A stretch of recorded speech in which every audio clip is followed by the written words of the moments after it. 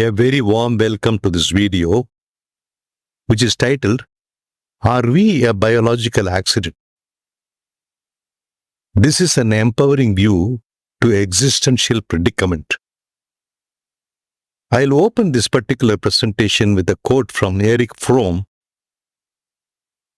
and he says, "Man is thrown into this world without his knowledge, consent, or will, and he is removed from it again without his consent or will.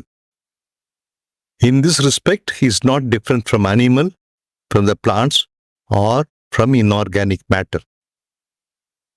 But being endowed with reason and imagination, he can't be content with the passive role of a creature, with the role of a dice cast out of a cup. He is driven by the urge to transcend the role of the creature, the accidentalness and passivity of his existence by becoming a creator." Erich Fromm, 1900 to 1980, was a German-American social psychologist, psychoanalyst, sociologist, humanistic philosopher, and a democratic socialist. This opening quote which I have done is from his book, The Sane Society. But given our knowledge today, in the 21st century, I refute the view of Erich Fromm and look at the deeper meaning of our existence. Because Erich Fromm's view is purely from a mental and material mode. But man is an active piece of the grand trajectory of evolution. From a cosmic origin to an end, and to another origin in a cyclic multiverse. From what we know from cosmology today, this seems to be the possibility in the existence of a multiverse. So we play a part as co-creators in the understanding of a symbiotic role in cosmic existence.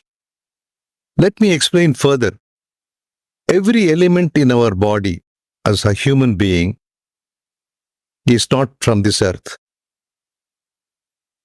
This is a commonly understood factor now that all the elements that are there in our body, or most of them, come from exploding nebulae. The powerful cosmic forces that ejects these elements are collated in the planetary disk of a solar system, which is getting formed, and from there it is imbued or ingested into the planets, and from there we are born.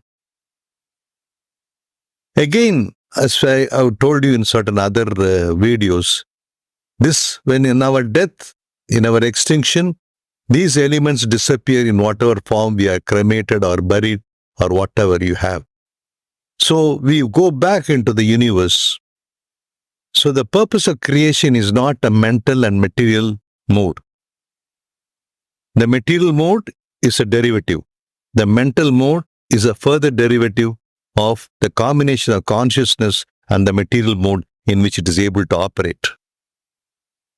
So, here I would like to amplify further that consciousness being very fundamental to the entire cosmos, and this has been told in great depth in many of the spiritual traditions. So we come to play a part through our superior consciousness today, that we have a different role in this particular creation. Our role in this creation is to transcend from a lower level of spiritual nature to a higher level. We are all evolving towards what Thea Dushardin called the Omega point, the ultimate culmination of the supreme consciousness or the cosmic consciousness. If that is so, this particular life is given as a stepping stone in the ladder of ascendance. So here we have an allegorical, metaphorical reference to the Jacob's ladder, where we ascend from this level to another level, as well as we descend, depending on our karmic imprints, to another level. So this is what is the purpose of creation of the human being. We are supposed to transcend our basic nature of a material and mental mode to a spiritual mode, ultimately, which is the aim of this particular life. This is what I wanted to share with you, because we normally think that this one life which is given to us that's all that is there. But I strongly believe, through my deeper research and in reflection, that we transcend.